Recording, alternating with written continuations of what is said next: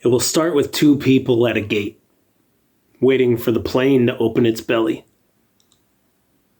They will sit with 3 seats between them, a habit like washing your hands or locking the door with your arm in your sleeve. Other folks will stumble in, first by ones, then threes, then hordes. Nervous bodies filling gaps.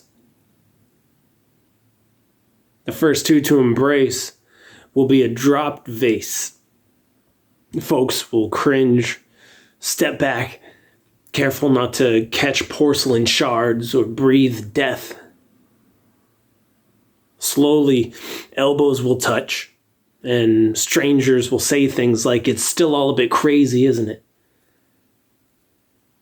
Then a few from the back will laugh, and a toddler will cry, and a young mother will rock her because it's all she knows so far to do. And all of us will remember being all of them.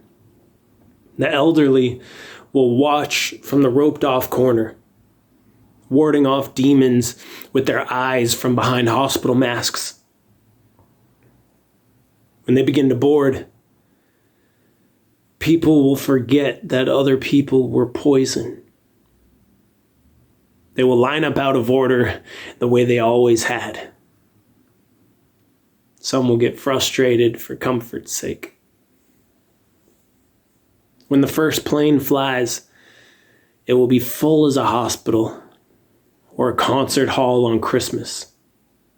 It will lift with strength or magic the way it always had, sewing the clouds together, writing letters in the sky.